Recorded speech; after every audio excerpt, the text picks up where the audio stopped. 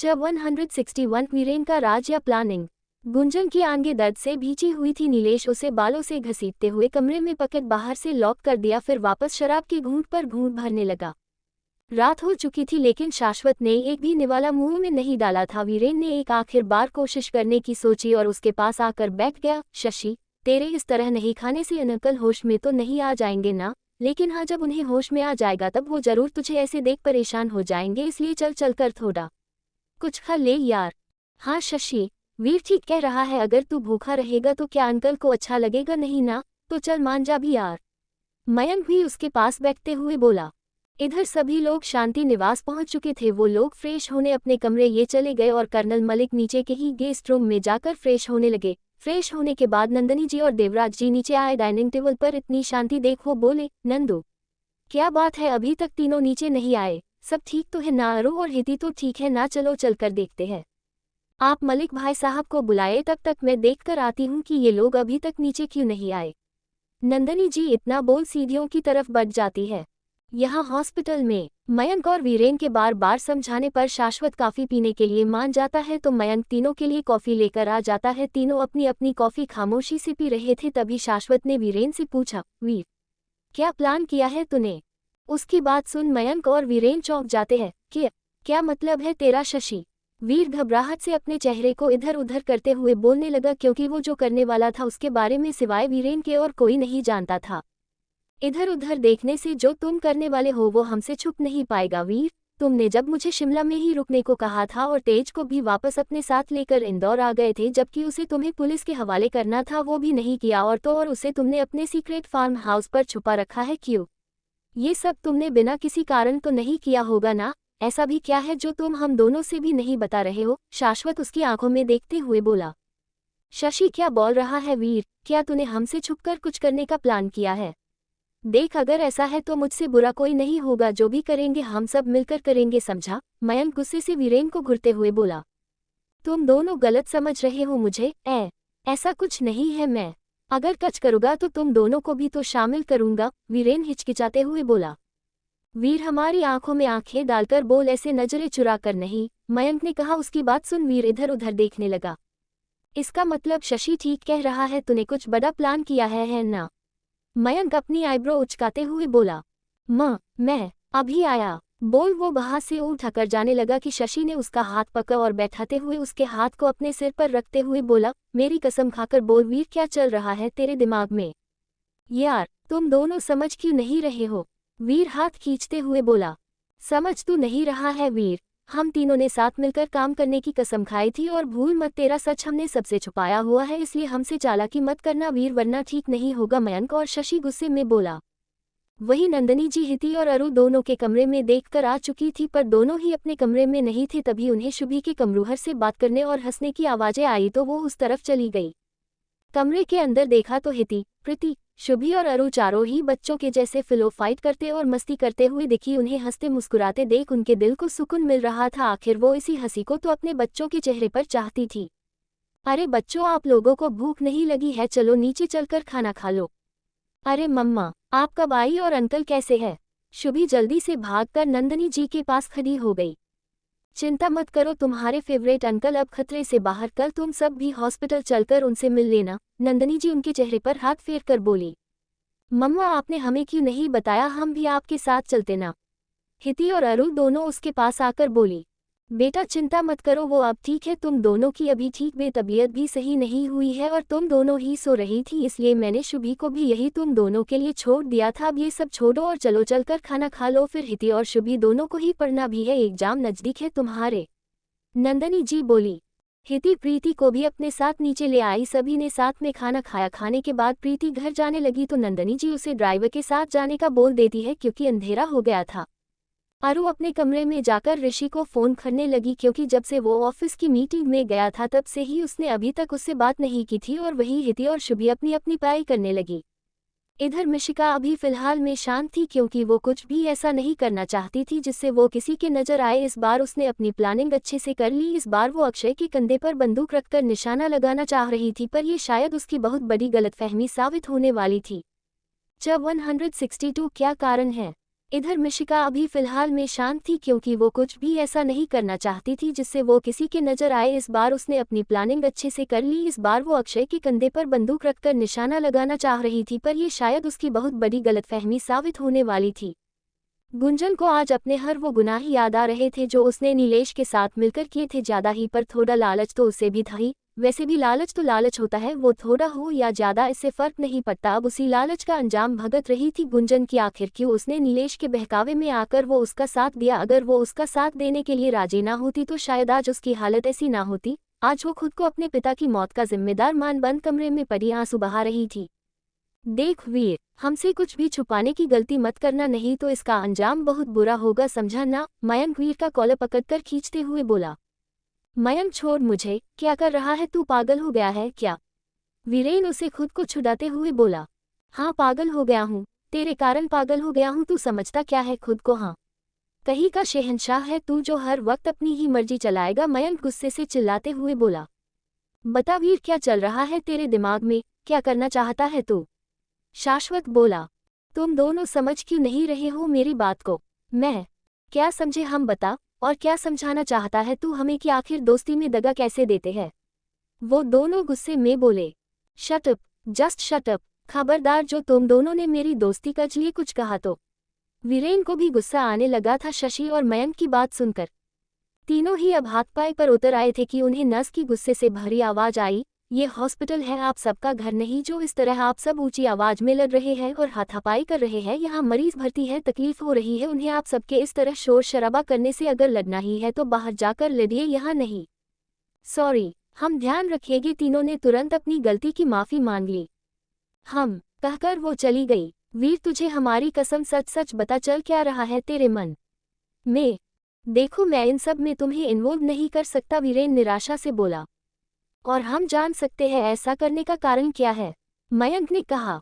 जैसा हमें लग रहा था मयंक, ये खेल उससे कहीं ज्यादा बड़ा और उलझा हुआ है और शायद इसमें हमारी जानें भी जा सकती है, वीरेन ने कहा। मतलब क्या है तुम्हारा? मतलब ये कि शशि, नीलेश ओबरॉय जिनका कमीना दिखता है उससे कहीं ज्यादा कमीना वो है। वो सिर्फ धीरज अंकल की जायदाद के लिए सब नहीं कर रहा था, बल्कि बहुत बड़ा कुछ है या किया है उसने, वीरेन ने कहा।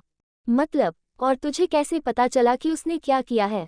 दादू को होश आ गया है मयंक, शशि, और उन्होंने मुझे वो बताया है जिसकी कल्पना तक हम नहीं कर सकते हैं, वीरेन ने कहा। तो मयंक और शशि की आंखें हैरानी से बड़ी हो गई।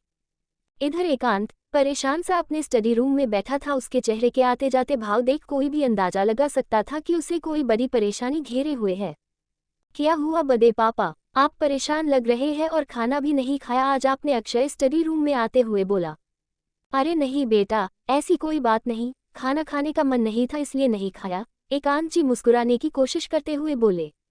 बड़े पापा, आपको पता है ना आप झूठ नहीं बोल सकते, तो फिर कोशिश क्यों करते हैं? बताए क्या बात है? अक्षय बोला। एकांत जी गहरी सांस छोड़ते हुए बोले। अक्षय, आज वीरेन का पीए दक्ष मेरे ऑफिस आया था और उसने जो बताया वो सुनकर परेशान हूँ। वीरेन, वो आपके दोस्त का बेटा? अक्षय कुछ सोचते हुए बोला। हाँ वही, वीरेन। ऐसा क्या बताया उसके पीए ने जो आप इतने परेशान हैं? अक्षय हैरानी से बोला। सालों पहले का वो राज अक्षय जिसे आज तक मैं भी खोज नहीं पाया। मतलब मेरे बच्चे? वॉट? अक्षय के मुंह से हैरानी से निकला। हाँ, क्या बताया उन्होंने? अक्षय कुछ खुश और कुछ हैरानी के भाव से बोला। अभी कुछ ज्यादा नहीं, बस उनका शक है, जब कुछ कंफर्म होगा तो बताएंगे, बस कुछ डिटेल्स मांगी थी।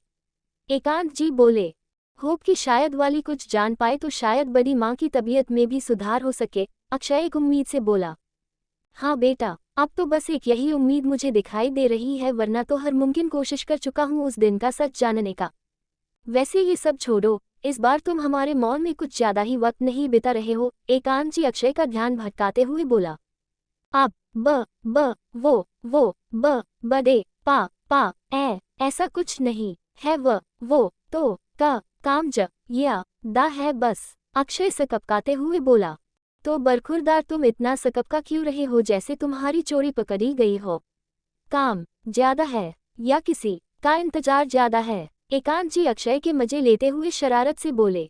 वो बड़े पापा ऐसा का कुछ नहीं है। कोई बात नहीं बेटा, जब तुम्हें लगे हमें तुम्हें बता देना चाहिए तब बता देना, क्योंकि तुम्हारी उम्र में हम भी मॉल में या ऑफिस में इसलिए ही ज्यादा जाते थे। वो हंसते हुए बोले तो अक्षय झेपकर अपने कमरे में भाग गया। जब 163 वीरेन दी सोल्जर। अब ब वो बदे पा ऐसा कुछ नहीं है, वो तो का काम ज या दा है बस। अक्षय सकपकाते हुए बोला। तो बरखुरदार, तुम इतना सकपका क्यों रहे हो जैसे तुम्हारी चोरी पकड़ी गई हो? काम ज्यादा है या किसी का इंतजार ज्यादा है? एकांत जी अक्षय के मजे लेते हुए शरारत से बोले। वो बड़े पापा ऐसा का कुछ नहीं है। कोई बात नहीं बेटा, जब तुम्हें लगे हमें तुम्हें बता देना चाहिए तब बता देना, क्योंकि तुम्हारी उम्र में हम भी मॉल में या ऑफिस में इसलिए ही ज्यादा जाते थे। वो हंसते हुए बोले तो अक्षय झेपकर अपने कमरे में भाग गया। क्या दादू को होश आ गया है? तो तूने अभी कुछ बताया क्यों नहीं किसी को? मयंक हैरानी से बोला। क्योंकि अगर ये बात मैं सबको बता देता तो उस नीलेश को दादू को नुकसान पहुंचाने में देर नहीं होती। उसे भी कहीं ना कहीं से किसी ना किसी से ये तो पता चल ही जाता ना कि दादू ठीक है। सोचो, वो इंसान अपना राज छुपाने के लिए दादू और डैड दोनों को मरवाने की कोशिश कर सकता है, तो वो कुछ भी कर सकता है। और हम सब इतने सालों से तो उसके पीछे पड़े थे, क्या अधिराज या उस नीलेश का कुछ कर पाए? नहीं ना, बस एक कड़ी मिली थी जिस कारण हम तीनों ने खेल रचा। लेकिन अगर इस खेल के अंत तक में तुम दोनों को मैं अपने साथ रखता या तुम्हारा नाम साथ में आता तो मेरे साथ साथ तुम दोनों पर भी खतरा बना रहता, जो कि मैं नहीं चाहता था। इसलिए मेरे आगे के प्लान में मैंने तुम दोनों को नहीं बताया, वीरेन ने कहा। अच्छा, हमारी जान बचाने के लिए तूने हमें अपने प्लान में शामिल नहीं किया है ना? तू भूल रहा है वीर कि हम तीनों ही अंडरकवर एजेंट्स हैं। भूल गया वो शब्द जो हम भारतीय सैनिक और एजेंट्स कहते हैं? अगर भूल गया है तो याद दिला दूं तुझे मेरे यार, सच्चे सैनिक अपने आखिरी सांस तक लेते हैं। इसलिए नहीं कि वो अपने सामने वालों से नफरत करते हैं, बल्कि इसलिए क्योंकि वीर अपने पीछे खड़े लोगों से प्यार करते हैं। मयंक और शाश्वत का ये कहते हुए चेहरे पर जो नूर और तेज था वो किसी सच्चे सैनिक और देशभक्त सा दिखाई दे रहा था, जिसका मकसद केवल और केवल अपने देश और देशवासियों के लिए अपनी जान तक न्यौछावर कर देने तक में भी कोई गुरेज नहीं होता। वीरेन ने जब उन दोनों के चेहरे पर गर्वीली मुस्कान और चमक देखी तो उसके चेहरे पर भी मुस्कान तैर गई। वो उन दोनों के गले लग बोला, सॉरी यार, मैं भावुक हो गया था और भूल गया था कि सैनिकों के लिए भावनाओं पर नियंत्रण करना बहुत जरूरी होता है। तीनों दोस्त एक दूसरे के गले लगे मुस्कुरा रहे थे। चल अब बता, दादू ने ऐसा क्या बताया तुझे जिससे हमारे सीनियर को भी भावुक कर दिया? मयंक ढिढोली करते हुए बोला। दादू के कोमा में जाने के कुछ दिन बाद ही उन्हें होश आ गया था। मैंने डॉक्टर से पहले ही बोल दिया था कि जैसे ही उन्हें होश आए सबसे पहले मुझे इन्फॉर्म किया जाए। मुझे शिमला से यहाँ आते ही पता चल गया था कि नीलेश ने यहाँ अपने आदमी छोड़ रखे हैं ताकि उसे यहाँ की पल पल की खबर मिलती रहे। तो मैंने उसके आदमियों को हमारे आदमियों से बदल दिया और वही इन्फॉर्मेशन पहुँचाई जो मैं पहुँचाना चाहता था। हुआ भी यही, उसे यही पता है कि दादू कोमा में है। मैं सब कुछ उसके हिसाब से करने लगा जैसा वो चाहता था। उस ड्राइवर का भी मेरे ही आदमियों ने मारवाया था और खबर उसे पता चली कि उसके आदमियों ने उसके कहने पर उस ड्राइवर को मारा। उसका स्टेटमेंट पहले ही कमिश्नर अंकल ने रिकॉर्ड कर ली थी। मेरे ही कहने पर ज्यादा छानबीन नहीं करवाए अंकल ने, और जो छुपकर इन्वेस्टिगेशन वो करवा रहे थे वो भी मैंने ही बंद करवाई ताकि हमारे मकसद में कोई रुकावट ना हो। इतना बोल वीरेन रुक गया। ये तो हम भी जान ही गए थे, लेकिन ये दादू ने क्या बताया ये बताओ तुम, शाश्वत ने खींचते हुए कहा। दादू ने बताया कि नीलेश धीरज अंकल की प्रॉपर्टी इसलिए हासिल करना चाहता था कि उनका नेटवर्क बिजनेस न सिर्फ इंडिया में अलग था बल्कि वो दूसरे देशों में भी टॉप लेवल पर था। नेटवर्क से मतलब कि ऐसा काम जिसमें हम नई पीढ़ी या युवाओं को कम्युनिकेशन स्किल्स, बिजनेस स्ट्रेटजीज और काम सिखाते थे, जिससे दूसरे देशों के साथ साथ हमारे देश और धीरज अंकल को भी फायदा होता था। इसमें कुछ छुपकर गवर्नमेंट के लिए लोगों को प्रिपेयर किया जाता था जिसका पता किसी को नहीं था, लेकिन पता नहीं कैसे इस बारे में नीलेश को पता चल गया। वो दौलत का लालची तो था ही, लेकिन जब उसे धीरज अंकल के खुफिया काम के बारे में पता चला तो उसके मन में और लालच जागा। मतलब जो स्कीम और स्ट्रैटेजी धीरज अंकल नेटवर्क के आड़ में कई देश के चुने हुए लोगों को सिखाते थे ताकि वहां की सरकार को दुश्मनों को खदेड़ने में सहायक हो। वीरेन ने कहा। तो क्या दूसरे देश के जो और लोग होते थे उन्हें उस बारे में पता नहीं चलता होगा? शाश्वत जिज्ञासावश पूछ बैठा। नहीं, क्योंकि वहां पर सभी की पहचान गुप्त रखी जाती थी, साथ ही सभी को अलग अलग ट्रेनिंग मिलती थी जो कि अलग अलग नेटवर्क में होती थी, तो किसी को भी किसी अन्य के बारे में पता नहीं चलता था। तो उस नीलेश ने क्या किया फिर? अकाल के होते हुए तो इसमें वो कुछ नहीं कर सकता था, इसलिए उसने एक तीर से दो शिकार करने का तरकीब निकाला। वीरेन ने कहा। एक तीर से दो निशान मतलब? दोनों हैरानी से बोले। जब 164 अनटाइटल्ड चैप्टर। अब वो बदे पा ऐसा कुछ नहीं है वो, तो, डॉट, का, काम ज, या, दा है बस। अक्षय सकपकाते हुए बोला।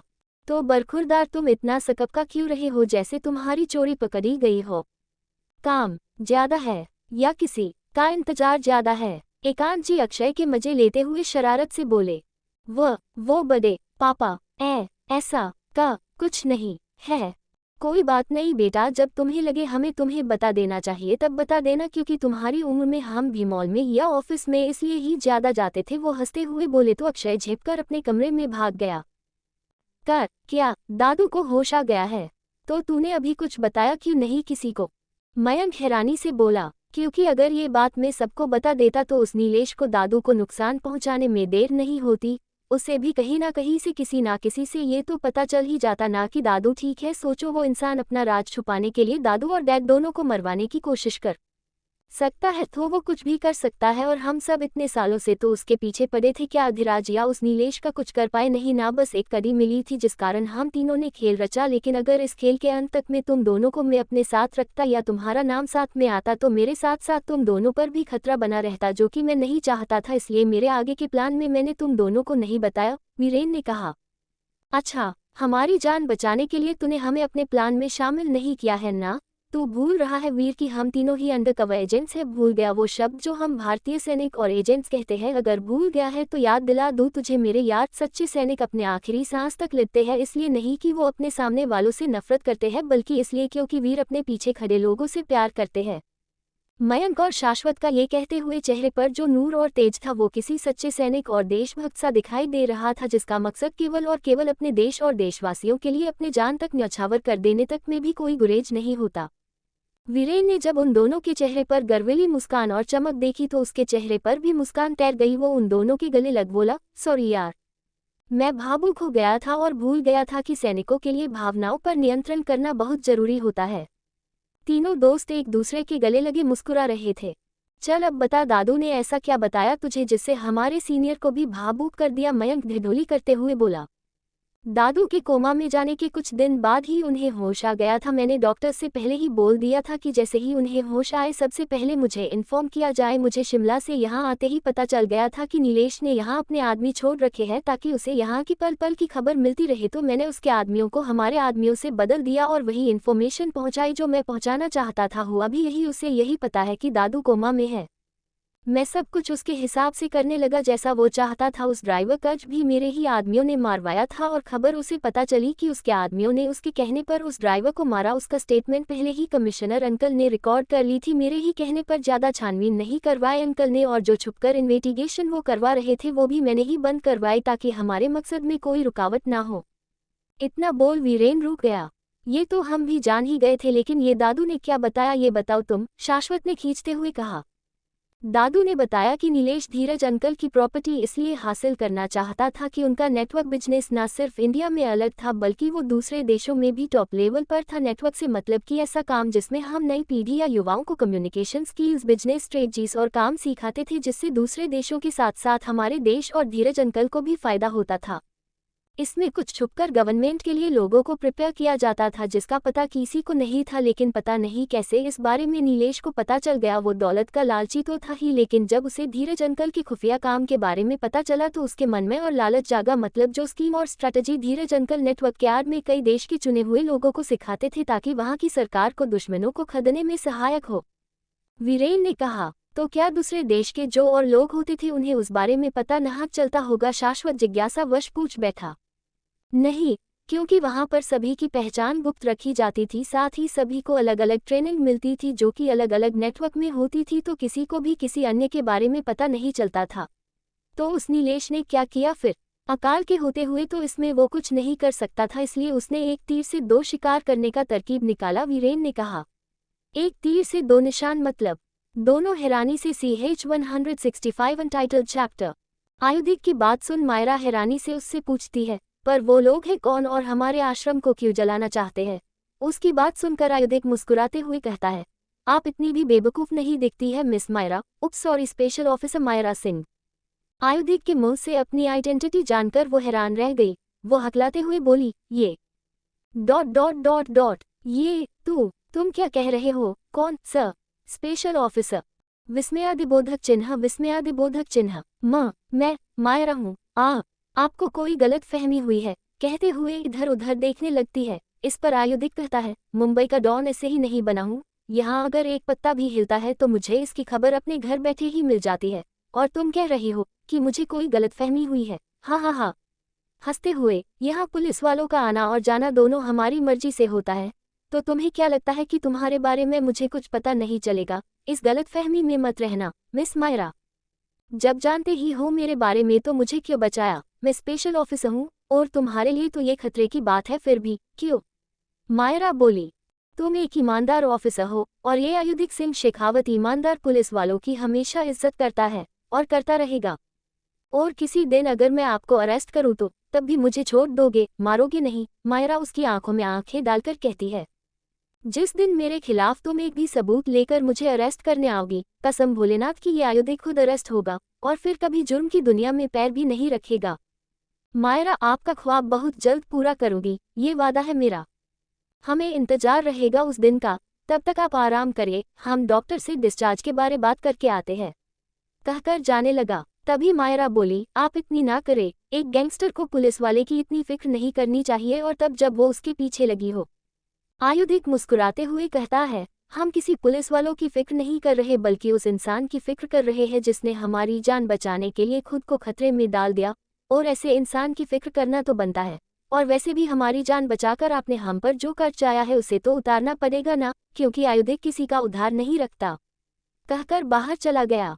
मायरा उसे जाते हुए देखती रहती है। फिर उसे ध्यान आता है कि कल से उसे टेक्सटाइल ज्वाइन करना है और उसके पास फोन भी नहीं है कि वो तान्या को बता सके। पता नहीं उसे वहां नहीं पाकर सब कितने परेशान हो रहे होंगे। वो यही सब सोच रही थी कि आयुधिक ने आकर उसका ध्यान तोड़ा। डॉक्टर ने कहा है शाम तक डिस्चार्ज कर देंगे। ये सुन मायरा बोली, नहीं मैं और नहीं रुक सकती हूँ, वहाँ सब परेशान हो रहे होंगे, मुझे अभी आश्रम जाना है, कहकर उठने लगती है। पर फिर दर्द के कारण लखआकर गिरने लगती है कि आयुधिक आकर उसे थाम लेता है। मायरा की आंखें दर्द के कारण बंद हो जाती है तो वही आयुधिक की गुस्से से लाल हो जाती है। उधर माया की नींद खुल गई। वो अपने आसपास देखती है। वो बस अपने आसपास चीजों को देख रही थी, पर किसी तरह का भाव उसके चेहरे पर नहीं दिख रहा था। तभी ईशानवी वॉशरूम से बाहर आई। माया को जागा देख वो उसके पास आई और बोली, आंटी आप उठ गई, अब कैसा फील हो रहा है? कहीं दर्द तो नहीं हो रहा ना? माया उसे हैरानी से देखती रहती है और धीरे से कहती है, तुम कौन हो? मैं यहाँ कैसे? ईशानवी कहती है, आंटी मैं आपकी नर्स हूँ, आपका एक्सीडेंट हो गया था, मी शेखावत आपको लेकर आए थे। शेखावत सुनकर उसके मुंह से अचानक रिवाज निकलता है। उसके मुंह से रिवाज सुनकर कहता है। ईशानवी कहती है, नहीं आंटी रिवाज नहीं, मी आयुधिक सिंह शेखावत। फिर वो कहती है, आंटी आप फ्रेश होकर आइए, तब तक मैं आपके लिए नाश्ता लेकर आती है, उसके बाद आपको दवाई भी लेनी है। ठीक है, कहकर वो नीचे चली जाते हैं। आयुधिक गुस्से से बोला, समझती क्या हूँ खुद को? जब कह रहा हूँ कि आराम की जरूरत है तो समझ नहीं आता है क्या? मुझे अपनी बात को बार बार दोहराने की आदत नहीं है, समझी? अब चुपचाप शाम तक यही आराम करो, उसके बाद मेरे साथ चलोगी, समझी तुम? मायरा कुछ कहती है। इसके पहले ही आयुधिक उसके मुंह पर उंगली रख उसे चुप करवा कर अच्छे से लेटा देता है और कहता है, जब तक पूरी तरह ठीक नहीं हो जाती तब तक मेरी निगरानी में ही रहोगी, समझी? और मुझे मेरी बात ना मानने वाले लोग बर्दाश्त नहीं होते, कहकर बाहर चला जाता है। मायरा फटी आंखों से उसे देखती रह जाती है। फिर कहती है, कितना जिद्दी किस्म का है, कैसे हुक्म देकर चला गया और मैं क्यों मानूं इसका हुक्म? मैं नहीं मानूंगी, क्योंकि मैं भी मायरा हूँ, किसी की नहीं मानती, खुद की मानने वाली हूँ। तभी उससे आयुधिक की आवाज सुनाई देती है, मैं भी आयुधिक सिंह शेखावत हूँ, the only don of Mumbai, मुझे भी ना सुनने की आदत नहीं है, समझी? कहकर चला गया। तो मायरा कहती है, इस ओनली डॉन ऑफ मुंबई को अगर मैंने भी जेल में नहीं डाला तो मैं भी मायरा सिंह नहीं, गुस्से से नाक फुलाते हुए कहती है। ईशानवी नीचे जाकर काका से कहती है, क्या मैं उन आंटी के लिए नाश्ता बना सकती हूँ? बिटिया आप हमको बता दो, हम बना देंगे, काका कहते हैं। नहीं काका आप सामान बता दीजिए, हम खुद उनके लिए हेल्दी और लाइट नाश्ता बना देते हैं।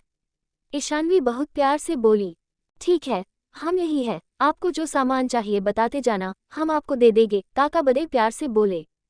तो ईशानवी मुस्कुरा दी। कुछ ही देर में उसने उपमा बनाया और एक ट्रे में उपमा, फ्रूट्स और जूस लेकर वो माया के कमरे की तरफ जाने लगी। फिर कुछ सोचकर वो काका से बोली, काका आप किसी रिवाज को जानते हैं? काका ये सुनकर हैरानी से बोले, बिटिया ये नाम किसने बताया तुम्हें? तो वो बोली, काका वो मैं जब उन आंटी को बता रही थी मी शेखावत उन्हें लेकर आए तो उनके मुंह से ही रिवाज नाम सुना। आप जानते हैं क्या उन्हें? काका हड़बड़ाते हुए, न न नहीं नहीं, हाँ हम नहीं जानते। आप जाकर उन्हें नाश्ता करवा दो, नहीं तो आयुधिक बाबा गुस्सा हो जाएंगे। ठीक है, पर आप छोड़िए, मैं उन्हें नाश्ता दे देती हूँ, कहकर ईशानवी माया के कमरे की तरफ बढ़ गई। उधर आयुधिक हॉस्पिटल से निकलकर ड्रीमलैंड अनाथाश्रम जाता है। वहां पहुंचकर वो अपना मास्क पहनकर आंखों में ब्लैक गॉगल्स लगाकर अंदर जाता है।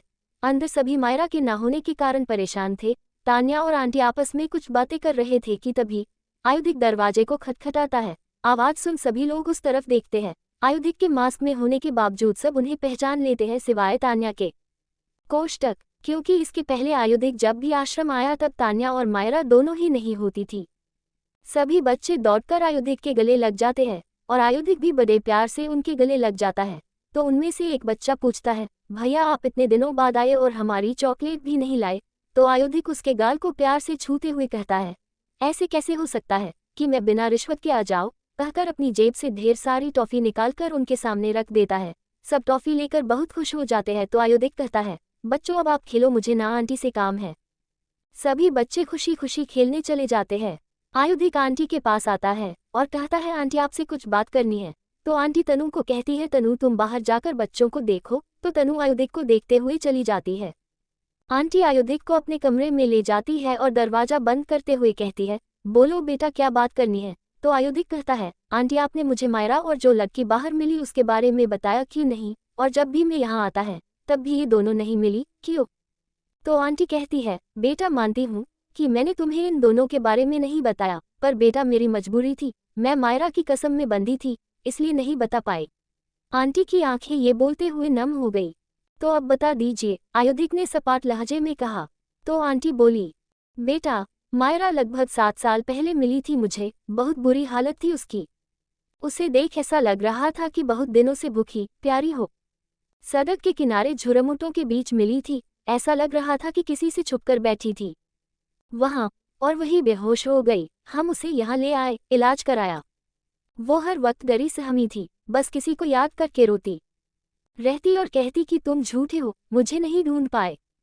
बस यही कहती रहती और रोती रहती। हमसे उसकी ये हालत देखी नहीं गई। धीरे धीरे वो नॉर्मल होने लगी, पर भी अक्सर रातों में डर जाती थी। फिर एक दिन उसने इच्छा जाहिर की कि वो बाहर जाना चाहती है। उसे यहाँ नहीं रहना किसी की याद आती है। हमने भी यही सोचकर जाने दिया कि यहाँ से बाहर निकलगी तो अपने डर से भी बाहर निकल पाएगी। उसके यहाँ आने के कुछ दिनों बाद ही उसने हमसे वादा लिया कि उसके बारे में हम किसी को कुछ न बताए। हमने उसकी हालत के बारे में सोचकर किसी को कुछ नहीं बताया।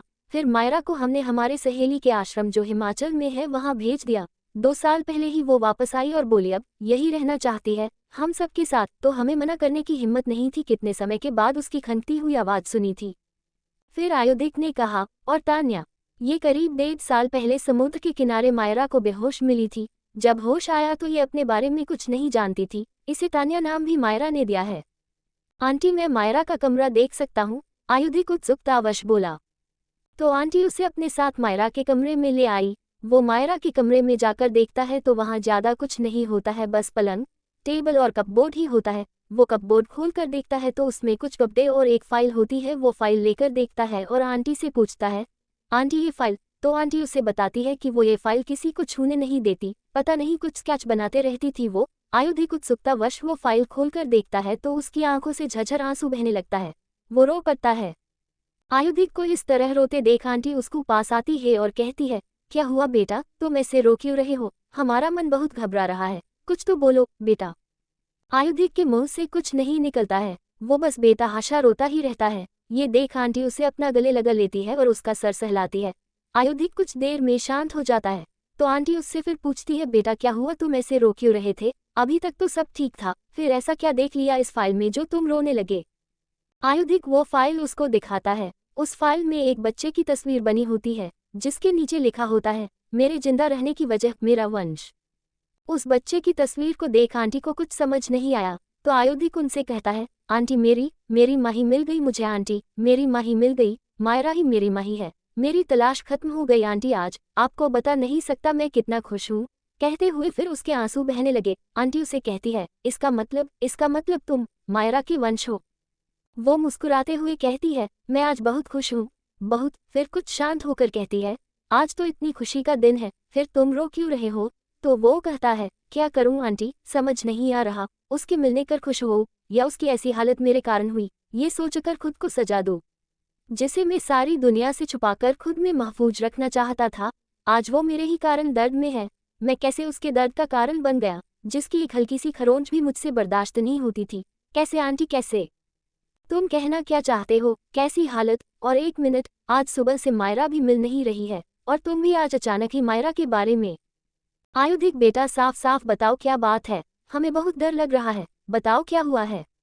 तो आयुधिक कल रात की सारी घटना उन्हें बता देता है। ये सुनकर आंटी वही धम्म से बैठ जाती है और उससे कहने लगती है, मैंने कहा था तुमसे बेटा, छोड़ देते हैं ये जगह, पर तुम नहीं माने, देखो क्या हो गया, कहकर रोने लगी। जारी है। हाँ तो भाई चलो, आयुधिक को उसकी मायरा मिल गई, तो क्या है आपके विचार? क्या सच में आयुधिक को उसकी माँ ही मिलेगी, और क्या माया को सब पता होगा 10 साल पहले का राज? जब 166 अनटाइटल्ड चैप्टर।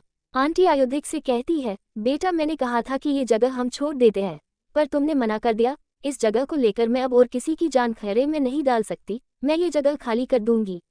आंटी अपनी नम आंखों के कोरों को पोंछते हुए कहती है, नहीं आंटी, आप ऐसा कुछ नहीं करेगी, ये जगह छोड़कर आप कहीं नहीं जाएगी। आयुधिक गुस्से में कहता है, पर बेटा अगर यहाँ रहे तो वो कुछ न कुछ करता रहेगा, और हम नहीं चाहते जो मायरा के साथ हुआ वो बाकी बच्चों के साथ हो। आज तुम समय रहते आ गए, पर हर बार तो ऐसा नहीं होगा ना, वो आंटी नाउम्मीदी से बोली।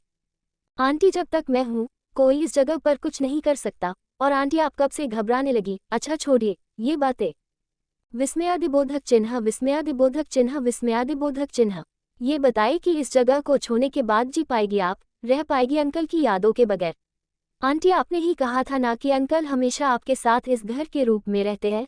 उनकी यादें इस घर के कोने कोने में बसी है, यहाँ रहती है तो ऐसा लगता है जैसे आप हर लम्हा उनके साथ हो। बोलिए, तो क्या इस घर से दूर रहकर, उनकी यादों से दूर रहकर जिंदा रह पाएगी आप? बताए आंटी, बोलिए। आयुधिक उनकी आंखों में देखते हुए कहता है। तो आंटी फूट फूट कर रोने लगती है, नहीं रह सकते, पर इन बच्चों पर हमेशा मौत की तलवार भी लटकने नहीं दे सकते हम। आयुधिक घुटनों पर बैठते हुए उनके आंसू पोंछते हुए बोला, आप चिंता मत कीजिए आंटी, हम वादा करते हैं कि बहुत जल्द सब ठीक कर देंगे, बस आप हम पर विश्वास रखिए। तो आंटी भी सर हिलाकर सहमति देती है।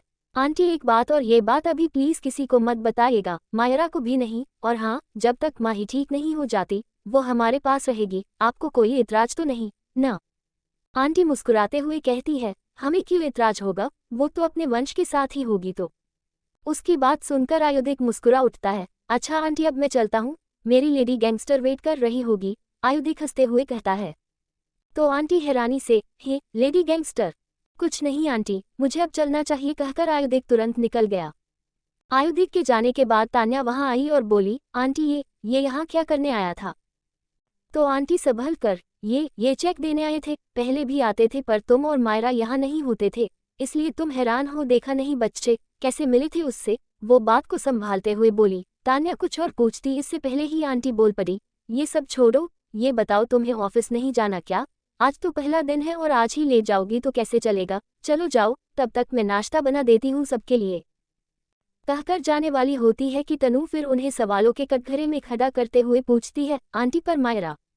आंटी बीच में ही उसकी बात काटते हुए कहती है, अरे हाँ मैं भूल गई बताना, मायरा का फोन आया था, उसने कहा कि कुछ जरूरी काम आ गया था उसे, तो वो बिना किसी को बताए चली गई। उसने ऑफिस में बात कर ली है, कुछ 1-1.5 महीने में वो आ जाएगी।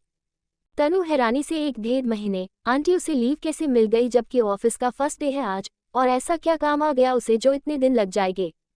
तू जब वो आए तो उससे पूछ लेना, अब जाकर तैयार हो जा, आंटी कहती है। तनु अभी भी अचरज भरी निगाहों से उन्हें देख रही थी। उच्छर आयुधिक गाड़ी ड्राइव करते हुए युग को फोन लगाकर कहता है, युग मेरी बात ध्यान से सुन। फिर उसे आश्रम वाली पूरी बात बता देता है। तो युग गुस्से से कहता है, आश्रम में इतना कुछ हो गया और तू मुझे अब बता रहा है? रात को मुझे भी साथ लेकर नहीं चल सकता था? आयान को बुला लिया पर मुझे नहीं। मुझे तुझसे बात ही नहीं करनी, तूने मुझे दोस्त माना ही नहीं। युग अपनी लय में ही बोल रहा था। तो आयुधिक गुस्से में बोला, चुप करके मेरी बात ध्यान से सुन, मैं जिस मायरा की बात कर रहा हूँ वो हमारी ही कंपनी में सेलेक्ट की हुई दोनों लड़कियों में से एक है। तो सुन, फिलहाल वो स्टेबल पर वो ऑफिस नहीं आ पाएगी, तो उसकी जगह टेम्पररी किसी को रख ले। समझ रहा है तू मैं क्या कह रहा हूँ? और ये बात किसी को पता नहीं चलनी चाहिए, उसके साथ वाली लड़की को भी। समझा? बाकी बातें मैं तुझे आकर बताता हूँ, और तेरी शिकायत भी दूर कर दूंगा, कहकर फोन काट दिया।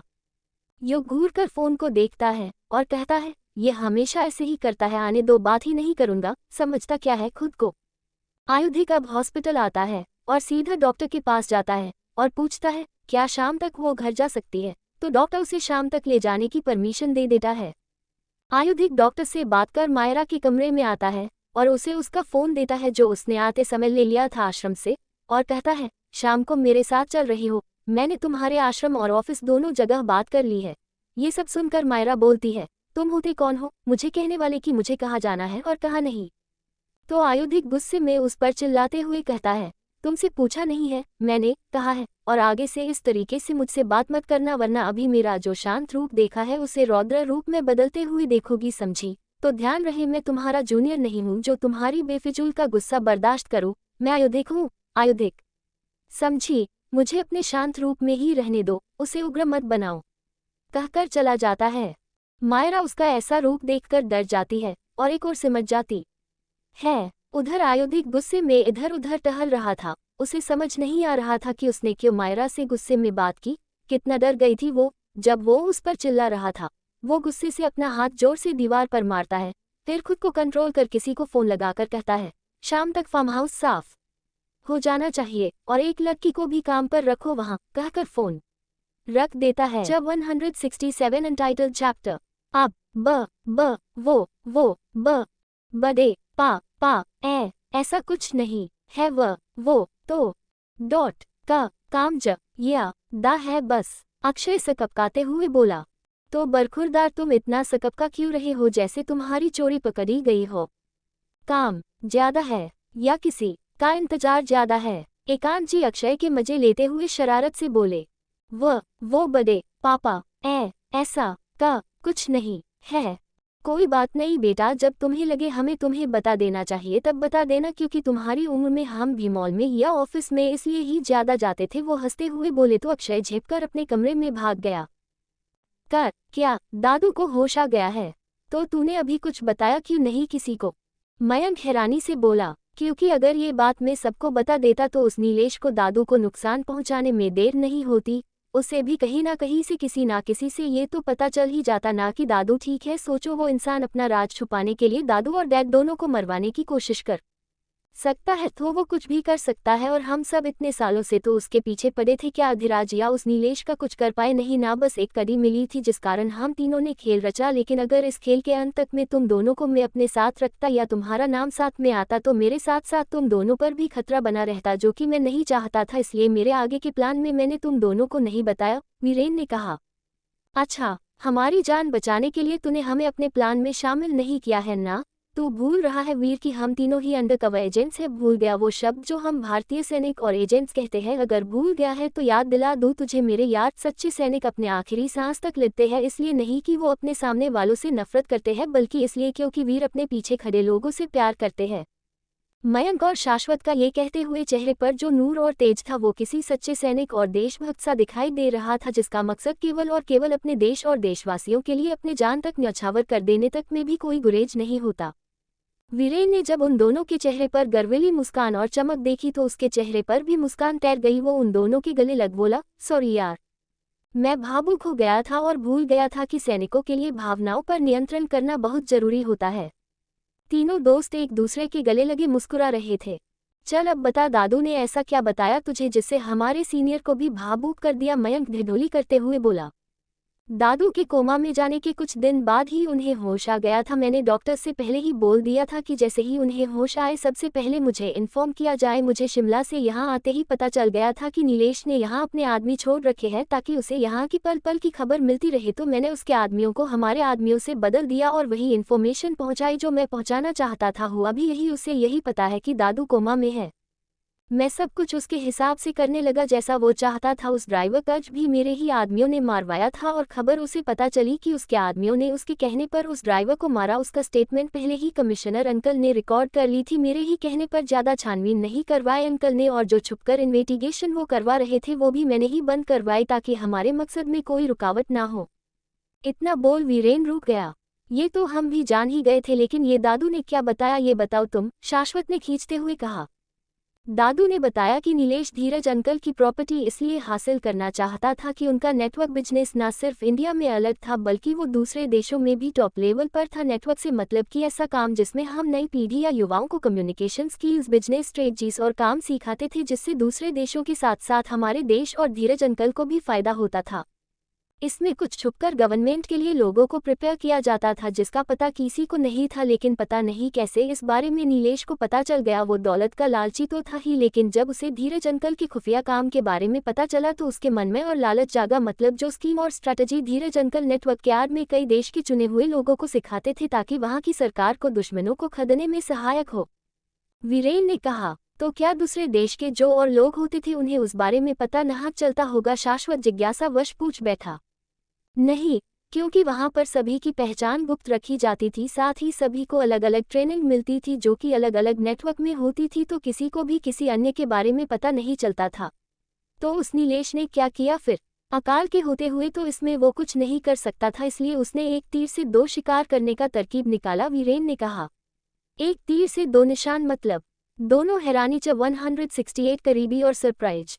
सबसे पहले मैं आप सबसे माफ़ी चाहती हूँ कि एक साल का लंबा इंतजार करवाया आप सबको। आई नो ये बिल्कुल भी प्रोफेशनल नहीं है, लेकिन सच बताऊँ तो ये साल बहुत बहुत बीता मेरे लिए। पता नहीं कैसे कैसे भंवर में फंस गई थी कि उभरने का रास्ता तक नहीं मिला। ऊपर से मेरा फ़ोन भी टूट गया था और कुछ दिक्कत के कारण आईडी ओपन नहीं हो रही थी। पर अब से ऐसा कुछ नहीं होगा। अब से रोज रात 12 बजे तक आपका चैप्टर मिल जाएगा। बस अपना साथ बनाए रखना और अच्छे अच्छे कमेंट्स करना। और हाँ, एक नई कहानी का लिंक भी चैप्टर के आखिर में दे रही हूँ, प्लीज़ उसे भी पढ़कर अपना प्यार दे। अकाल के होते हुए तो इसमें वो कुछ नहीं कर सकता था, इसलिए उसने एक तीर से दो शिकार करने का तरकीब निकाला। वीरेन ने कहा। एक तीर से दो निशान मतलब? दोनों हैरानी से बोले। वीरेन दोनों के हैरान चेहरे को देख रहा था पर कुछ बोल नहीं रहा था। क्या सोच रहा है वीर? बताना क्या मतलब है? मयंक भी सब्र हो चुका था वीरेन के ऐसे रुक रुक कर सच बताने से। वीरेन आगे कुछ बोलता कि नस दरवाजे से भागते हुए निकली। उसके चेहरे के हाव भाव तीनों को परेशान कर चुके थे। शाश्वत जल्दी से भागकर कमरे में आया तो देखा कि उसके पिता गहरी गहरी सांसें ले रहे थे। उनकी आंखें फड़फड़ा रही थी। शाश्वत अपने पिता की ऐसी हालत देख घबरा गया था। डैड, डैड क्या हो रहा है आपको? प्लीज कुछ बोलिए। डैड प्लीज आंखें खोलिए, शाश्वत घबराते हुए बोला। तभी डॉक्टर भागते हुए कमरे में आए। उसके साथ वो नर्स भी थी जो कमिश्नर चोपड़ा को अटेंड कर रही थी। शाश्वत प्लीज आप थोड़ा शांत रहिए, हमें एक बार देखने दीजिए। डॉक्टर ने उसे पैनिक करते हुए देखा तो समझाते हुए बोले। तब तक वीर और मयंक भी अंदर आ चुके थे। हाँ शशि, वो ठीक कह रहे हैं, उन्हें चेक करने दे पहले, वीर शाश्वत को समझाते हुए बोला। पर वो शशि कुछ बोल ही नहीं पा रहा था अपने डैड को इस तरह देख। डॉक्टर थोड़ी देर एग्जामिन करने के बाद नर्स को कुछ इंजेक्शन लगाने का बोल शाश्वत से बोले। देखिए वो ठीक है और शायद कुछ ही देर में उन्हें होश भी आ जाएगा। कभी कभी मेडिसिन के इफेक्ट से पेशेंट की हार्ट बीट बढ़ जाती है, पर अब वो ठीक है। थोड़ी देर में जब इन्हें होश आ जाएगा तब मैं दोबारा आकर चेक कर लूँगा। बोल वो नर्स को कुछ समझा चले जाते हैं। नर्स तीनों को देख उन्हें बाहर जाने का बोलती है पर शाश्वत जिद पर अड़ा रहता है, जिस कारण वो शाश्वत को ही वहां रुकने का बोलती है। वीर सिचुएशन को देख अभी कुछ नहीं बताने का सोचता है। मयंक और वीर दोनों ही बाहर आ जाते हैं और शाश्वत वही अपने पिता का हाथ थामे उनके बेड के पास ही चेयर पर बैठ गया। वीर ऐसा कर, तू घर चला जा। वैसे भी अंकल अभी ठीक है और डॉक्टर ने भी कहा है कि कुछ देर में वो होश में भी आ जाएंगे, तो तेरा यहाँ रुकना ठीक नहीं। यहाँ मैं और शशि तो है ही ना, हम तुझे सारी सिचुएशन की डिटेल्स देते रहेंगे। तुम पागल हो गया है मयंक? मैं अंकल को ऐसी हालत में अंकल को छोड़कर कहीं नहीं जाऊंगा, समझे? वीर उसकी बात सुनकर गुस्से से बोला। वीर ठंडे दिमाग से काम ले और शांत हो जा। भाभी के सारे में सोच। देख अभी उन्हें सहारे की जरूरत है, वो पूरी तरह से ठीक नहीं है, फिजिकली मेंटली डिस्टर्ब है वो। तू अगर उनके पास रहेगा तो वो थोड़ा कंफर्टेबल महसूस कर पाएंगी। प्लीज मेरी बात समझने की कोशिश करो। मयंक उसे समझाते हुए बोला। नहीं मैं कहीं नहीं जा रहा, समझा तू, बोलकर वीर दरवाजे की तरफ देखने लगा। वीर प्लीज समझ मेरी बात को। मन्यक के काफी देर समझाने के बाद वीर जाने को तैयार होता है, पर एक शर्त लेकर कि अगर कोई परेशानी हो तो वो उसे जरूर फोन करेंगे। मयंक उसे आश्वस्त करके जाने बोलता है। वीरेन एक नज़र कमरे के अंदर डाल शांति विला के लिए निकल जाता है। इधर शांति विला में सभी अपने अपने कमरे से आराम कर रहे थे। थोड़ी देर में वीरेन विला पहुंचा और सीधे अपने कमरे में चला गया। कमरे में आने पर देखा कि हिंदी अभी भी जाग रही है।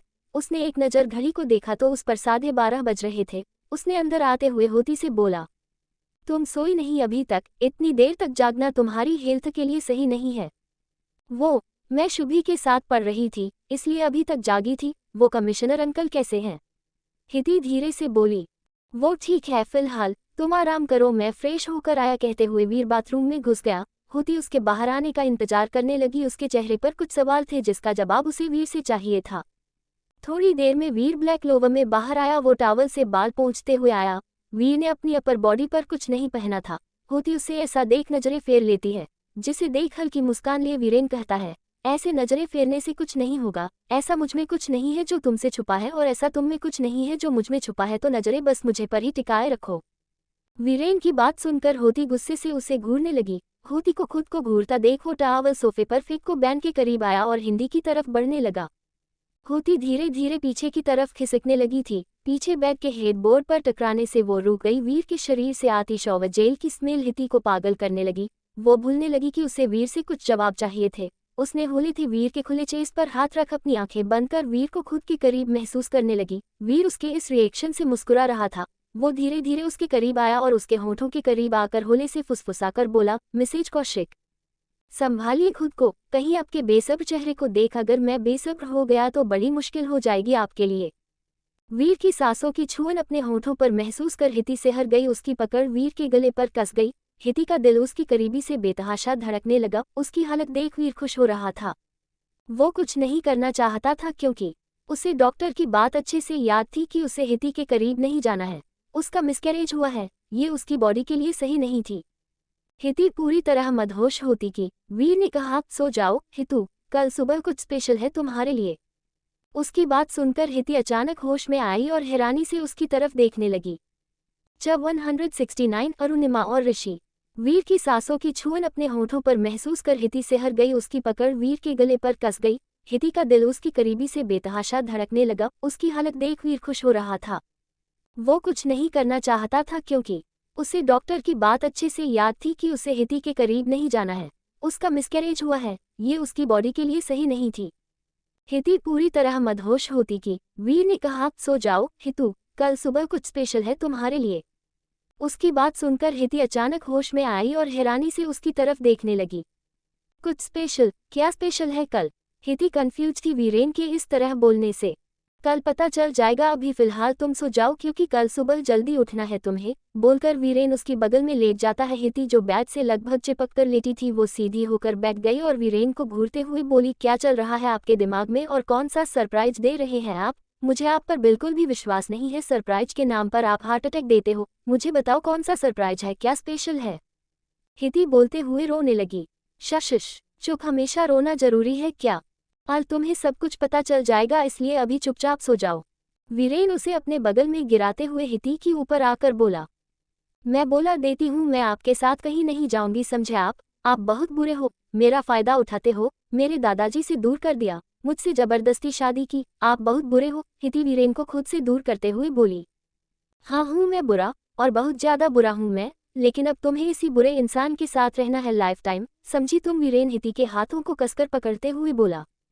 उसकी बात सुनकर हिती और जोर जोर से रोने लगी। देखा, मैंने कहा था आप बुरे हो, बहुत बुरे हो, कितनी जोर से डांट रहे हो, इतनी प्यारी सी बीबी को प्यार करते हैं पर आप डांट रहे हैं। हिती अपने आंसू पोंछते हुए बोली। उसकी बात सुनकर वीर अपना सर पकड़कर बैठ गया और बोला, कितनी नौटंकी करोगी हिती मुझसे सॉरी बुलवाने के लिए? सॉरी बाबा, गलती हो गई मुझसे जो तुम्हें डांट दिया, अब सो जाओ अच्छी बच्ची की तरह। वीर उसके नकली आंसू पोंछ उसकी नाक को खींचते हुए बोला, मुझे प्यार नहीं करोगे वीर? हिती टिमटिमाती आंखों से देखते हुए बोली। उसकी चेहरे पर डेस्परेशन देखी जा सकती थी। वीर उसकी आंखों में देखते हुए बोला, हिती मैं अभी तुम्हारे ज्यादा क्लोज नहीं आ सकता, प्लीज समझो इस बात को, और अभी हम कुछ दिन पहले ही तो कनेक्ट हुए थे, फिर इतनी जल्दी तुम्हारे इंटरनल बॉडी के लिए ठीक नहीं है। मैं क्या करूं वीर, मुझे कभी कभी आपकी बहुत क्राविंग होती है। मेरी बॉडी जलने लगती है, प्लीज आप समझिए ना। हिति उठकर बैठते हुए बोली। उसकी आंखें नम थी। मैं जानता हूँ हिति, ये सब तुम्हारे मेडिसिन लेने के कारण हो रहा है। डॉक्टर ने कहा था कि बॉडी कभी कभी रिएक्ट करेगी, पर तुम्हें खुद को कंट्रोल करना होगा, इस तरह से तो परिस्थिति और बिगड़ जाएगी। वीरेन हिति के दोनों आंखों को चुभते हुए उसे अपने आगोश में भरते हुए बोला। वीर प्लीज सिर्फ आज, फिर पक्का आगे से कंट्रोल करने की कोशिश करूंगी, पर प्लीज सिर्फ आज। हिति उसे उसके होंठों पर अपने होंठ रखते हुए बोली।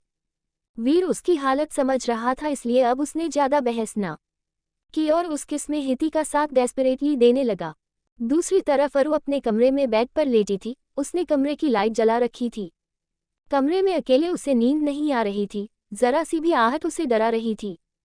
खिड़की के पर्दे के उठने से भी वो घबरा कर सिमट रही थी खुद में। उसकी आंखों में आंसू भरे थे, उसके होंठ कांप रहे थे। अरु ने खुद को पूरा ब्लैंकेट से कवर कर रखा था। रात के लगभग 3 बज रहे थे। अरु इसी तरह सिमटी हुई थी। उसने अपने हाथों से अपने कानों को ढका हुआ था ताकि आहटों को भी ना सुन सके। तभी उसके कमरे का दरवाजा खुलता है और एक शख्स कमरे के अंदर दाखिल होता है। दरवाजे की आवाज़ सुनकर अरु की घबराहट बनने लगी थी। जैसे जैसे आहट बढ़ती जा रही थी वैसे वैसे अरु की हालत भी खराब होते जा रही थी। कोई उसके बिस्तर पर बैठा और उसके कवल को हटाने लगा। जैसे ही कवल अरु के चेहरे से हटा, अरु आंखें बंद कर चिल्लाने लगी, दूर रहो मुझसे, हटो, छोड़ो मुझे। वो जोर जोर से चिल्लाने लगी। अरु अरु होश में आओ, मैं हूँ ऋषि, आंखें खोलो। ऋषि अरुणिमा के गालों को थपथपाते हुए बोला। ऋषि की आवाज सुनकर अरु होश में आई और अपनी आंखें खोल देखी तो ऋषि उसके करीब बैठा था, उसे संभाल रहा था। वो झट से उसके गले लग गई। उसने ऋषि को कसकर पकड़ा हुआ था। क्या हुआ अरु, तुम डर क्यों रही हो? ऋषि उसे अपनी बाहों में संभालते हुए बोला। मुझे डर लग रहा था ऋषि, मैं डर गई थी अकेले, नींद नहीं आ रही थी। तुम क्यों मुझे छोड़कर जाते हो? प्लीज मत जाया करो ना। तुम्हें पता है, अकेले में मुझे उस आदमी की हंसी सुनाई देती है, उसकी गंदी सी बातें सुनाई देती है। वो मैं कोमा में थी, पर मैं सब सुन सकती थी। मैं महसूस कर सकती थी। गंदा लगता था जब वो छूता था। मैं कुछ नहीं कर सकती थी ऋषि। मैं ऋषि, मुझे खुद से दूर मत करना प्लीज, मैं मर जाऊंगी ऋषि, कहते हुए अरु रोने लगी। ऋषि समझ रहा था उसका डर, उसकी तकलीफ। वो देख पा रहा था कि अरु किस हद तक सही चुकी है। शुभी जब किडनैप हुई थी तो जल्दी ही उसे छुड़ा लिया था, लेकिन फिर भी उसे सबसे उभरने में समय लगा था। लेकिन अरु, वो तो सालों तक उसकी कैद में थी और इस दर्द में थी। मैं हूं ना, तुम डरो मत, कोई तुम्हें अब छू भी नहीं पाएगा। अरु शांत हो जाओ। अरु के माथे पर चूमते हुए ऋषि CH-170 कमिश्नर चोपड़ा का होश में आना और सरप्राइज। ऋषि समझ रहा था उसका डर, उसकी तकलीफ। वो देख पा रहा था कि अरु किस हद तक सही चुकी है। शुभी जब किडनैप हुई थी तो जल्दी ही उसे छुड़ा लिया था, लेकिन फिर भी उसे सबसे उभरने में समय लगा था। लेकिन अरु, वो तो सालों तक उसकी कैद में थी और इस दर्द में थी। मैं हूं ना, तुम डरो मत, कोई तुम्हें अब छू भी नहीं पाएगा। अरु शांत हो जाओ। अरु के माथे पर चूमते हुए ऋषि बोला। तुम मुझे छोड़कर तो नहीं जाओगे ना ऋषि? प्लीज मुझे अकेले छोड़कर कभी मत जाना, मुझे बहुत डर लगता है, मैं मर जाऊंगी ऋषि, प्लीज मुझे छोड़कर कभी मत जाना। अरु सिसकते हुए बोली रही थी। अरु, भूल जाओ सब, वो एक बुरा अतीत था तुम्हारा जो कि बीत चुका है। अपने प्रेजेंट में जियो, देखो सब लोग हैं तुम्हारे पास, कोई तुम्हें छोड़कर नहीं जाऊंगा, अब कभी अकेली नहीं रहोगी तुम, समझी? ऋषि उसका सिर सहला, उसे खुद से दूर कर आंसू पोंछते हुए बोला। चलो अब तुम सो जाओ, मैं यही हूँ तुम्हारे पास। ऋषि उसे बिस्तर पर लेटते हुए बोला। तुम यही हो ना ऋषि? अरु उसका हाथ पकड़कर बोली। हाँ, यही हूँ मैं तुम्हारे पास, ऋषि उसके सिर को चुभते हुए बोला। ऋषि के करीब होने से अरु की घबराहट कम हो गई थी। उसने आंखें बंद कर ली और धीरे धीरे नींद की आगोश में समा गई थी। उसके सोने के बाद ऋषि होने से उससे अलग हुआ और बाथरूम में फ्रेश होने चला गया। थोड़ी देर बाद वो बाहर आया और अरु को अपने सीने से लगा सो गया। वो भी थका था, इसलिए जल्दी ही नींद में समा गया। दूसरी तरफ हॉस्पिटल में शाश्वत अब भी उसी तरह अपने डैड का हाथ थामे बैठा था। उसे नींद आ रही थी, पर वो सो नहीं रहा था। उसके डैड ने अभी तक आंखें नहीं खोली थी, तो फिर भला वो कैसे अपनी आंखें बंद कर सकता था? वो भी जबरदस्ती अपनी आंखों को खोले हुए था। कितना इंतजार करवाएंगे डैड आप मुझसे? अपने इंतजार का बदला इस तरह लेंगे? प्लीज मैं आपकी सारी बात मानूंगा, पर आप आंखें खोल दीजिए डैड प्लीज। शशि प्लीज, तू ऐसे टूटेगा तो फिर कैसे चलेगा? अंकल के होश में आने के बाद उन्हें संभालना है। मयंक, जो कि दरवाजे पर से ही शशि की हालत और बात सुनकर रहा था, वो अंदर आते हुए बोला। वीर कहाँ है? शशि ने बात बदलते हुए जल्दी से कहा। वो भाभी की तबीयत भी अभी अभी ठीक होना शुरू हुई है, ऐसे में वीरेन उनके साथ रहेगा तो वो बेहतर फील करेगी, इसलिए मैंने उसे समझा बुझाकर भेज दिया, सुबह आ जाएगा, मयंक ने कहा। शशि, थोड़ी देर सो जा, देख तेरी आंखें लाल हो चुकी है, तुझे आराम की जरूरत है। वीर ने बताया मुझे कि कैसे तू पिछली 3 रातों से सोया नहीं है। देख तेरी तबीयत खराब हो जाएगी, मान मेरी बात को। मयंक शाश्वत की नींद से भरी लाल आंखों को देखकर बोला। तो तू डैड को बोलना कि वो अपनी आंखें खोल दे, कब से बोल रहा हूँ उन्हें, शशि नम आंखों से बोला। शशि, कैसी बच्चों जैसी बात कर रहा है तू, अंकल। मयंक के शब्द आगे रुक गए जब उसकी नज़र कमिश्नर चोपड़ा की फड़फड़ाती आंखों पर गई। शशि, देख देख, उन्होंने तेरी सुन ली, अंकल को होश आ रहा है। मयंक खुशी से शशि को उसके डैड की तरफ देखने का इशारा करते हुए बोला। शशि ने जब अपनी नजरें डाली तो कमिश्नर चोपड़ा धीरे धीरे अपनी पलकें झपकाकर सब समझने की कोशिश कर रहे थे। मयंक भागकर डॉक्टर को बुलाने गया और थोड़ी ही देर में वो डॉक्टर और नर्स के साथ अंदर भी गए। कमिश्नर चोपड़ा सब अपनी नजरें इधर उधर कर देखने की कोशिश कर रहे थे, पर धुंधली आंखों से कुछ दिखा नहीं और कुछ पल में ही उन्होंने आंखें बंद कर ली। ये देख मयंक और शशि घबरा गए। डॉक्टर, ये डैड वापस बेहोश क्यों हो गए, उन्होंने मुझे देखा क्यों नहीं, वो कुछ बोले क्यों नहीं मुझसे? शशि घबराते हुए डॉक्टर से बोला। सर शांत हो जाए, वो ठीक है अब और उन्हें होश भी आ गया है, लेकिन दवाइयों के असर से और कुछ कमजोरी के कारण नींद में चले गए हैं। सुबह तक आप सबको देखेंगे भी और आपसे बात भी करेंगे, इसलिए अब आप रिलैक्स हो जाए, वो डॉक्टर शशि को शांत कराते हुए बोला। कुछ जरूरी इंस्ट्रक्शंस देने के बाद डॉक्टर चले गए। शशि वही रिलैक्स होकर बैठ गया। उसके डैड होश में आ चुके थे, अब उसे कोई चिंता ही थी। शशि, सो जा अब थोड़ी देर, अंकल ठीक है अब। सुबह जब तुम उठेगा तब तक वो भी जाग जाएंगे, इसलिए अब बिना कुछ कहे चुपचाप तू सोएगा, मयंक शशि को सोफे पर लेते हुए बोला। शशि भी अब कोई बहस न करके चुपचाप सो गया। उसे इतनी नींद भरी थी आंखों में कि लेटते ही सो गया। उसके सोने के बाद मयंक ने उसे ठीक से कवर लगाया और कुछ मैसेज टाइप कर सेंड कर वो चुपचाप बाहर निकल गया। अगली सुबह जैसा कि वीर ने हिति को कहा था ठीक वैसा ही उसने किया। उसने हिति को सुबह 5 बजे ही उठा दिया और बोला, हिति उठो, चलो तुम्हारे सरप्राइज का टाइम है। वीर प्लीज मुझे सोने दीजिए ना, मुझे बहुत नींद आ रही है, आपने कल भी मुझे सोने नहीं दिया, कितना रुलाया मुझे, मैं नहीं उठ रही जाए। कहते हुए हिति वीर का हाथ झटक खुद को ब्लैंकेट से पूरा कवर कर सो गई।